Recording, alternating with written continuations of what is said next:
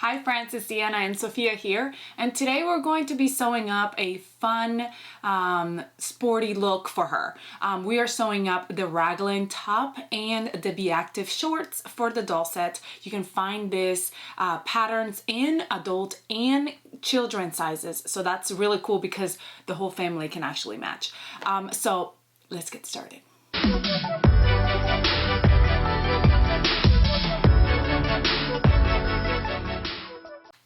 Alright, I've got my shorts front and back and bottoms. In my waistband, I've got my front of my top, my backs, my sleeves, and my neckband, and we're going to get started. We're going to start with our top first.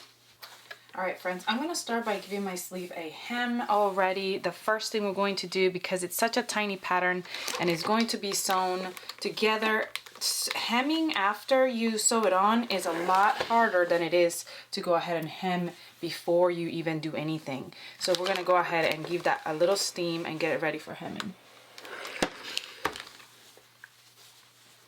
Well, I've got my ironing board out. I'm going to go ahead and grab my backs of my shirt and just fold the allowance here.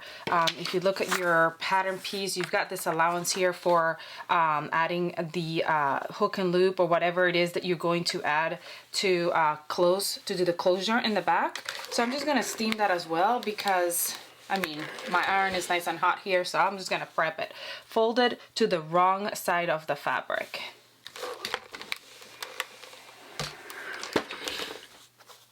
There it is. And I'm also going to grab my neckband and fold it wrong sides together. We're going to sew it right sides together here at the edges, but when we attach it, we'll attach it right sides together. So I like to go ahead and fold it that way. It makes it easier to attach. I am using my cover stitch for hemming, but any stretch stitch on your sewing machine or anything like that will do just fine. Alright, now we're going to attach our sleeves to our bodice, and our pattern piece has these little notches here which are really helpful. When you're cutting your fabric out, you want to mark the front and the back, especially when it's such a small pattern like this where there's not a ton of difference between the two. So you can, it can be helpful. See how there's two notches here? That tells me that this is the side that goes to the back. So I'm going to grab my front and I'm going to attach the other side to that side of the front. Do the same for the other sleeve. And then while I'm at it, I'm going to go ahead and grab my backs and place them right on the sleeve as well. So you can see here, see how it's matching the little notches, and I'm going to place those right sides together as well. Now I'm going to go sew those sleeves on. While I'm at it, I'm grabbing my neckband. I'm folding it, like I said, I'm going to fold it wrong sides together and sew those ends right here at the raw edge. So wrong sides together, sew those ends on both sides.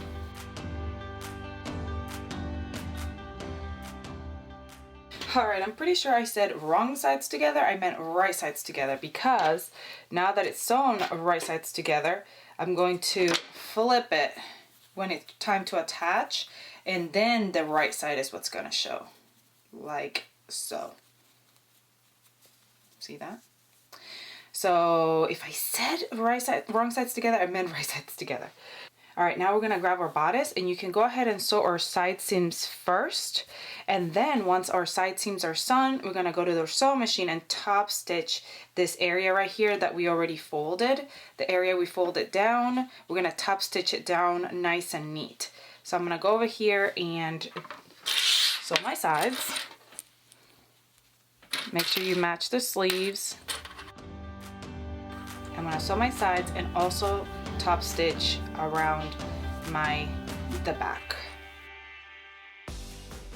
Alright, for this process, again, I'm using my cover stitch, but you can use straight stitch on your sewing machine or anything like that.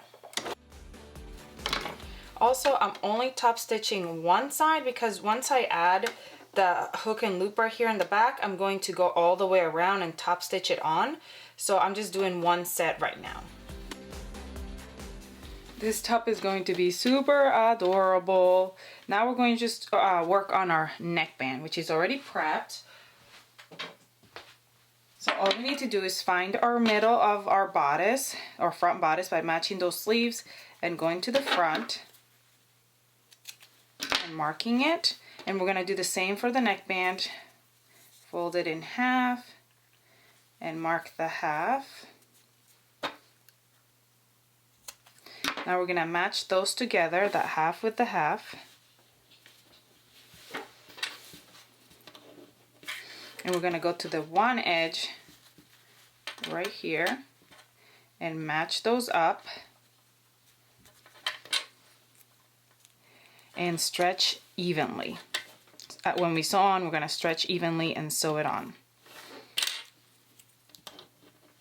We'll do the same for the other side. While we're at it, we're also going to hem the bottom of our top by folding 1/2 inch and doing that hemming stitch.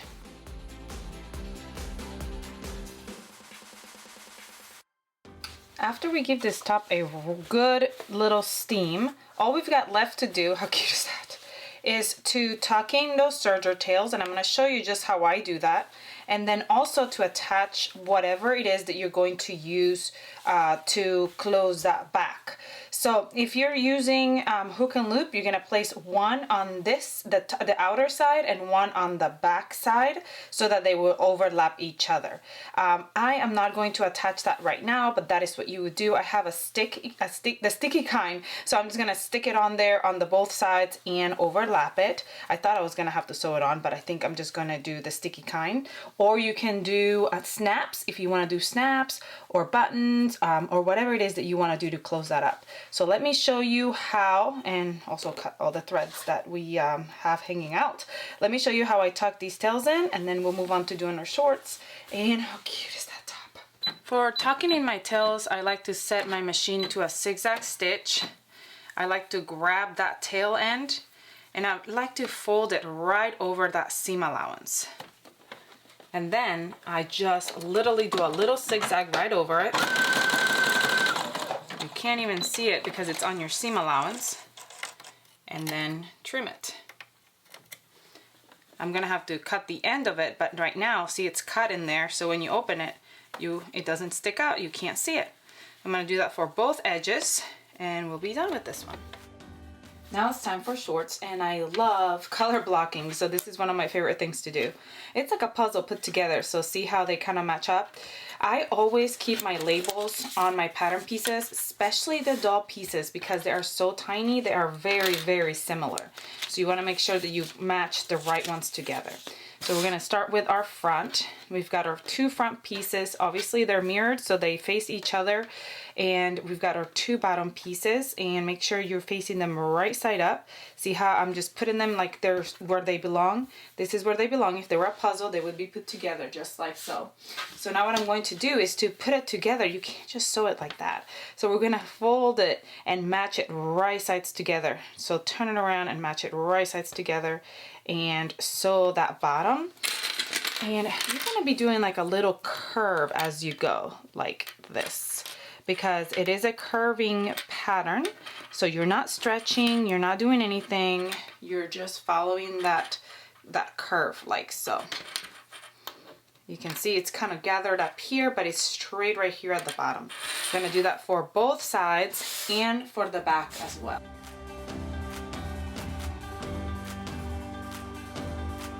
Alright, let's go sew those together.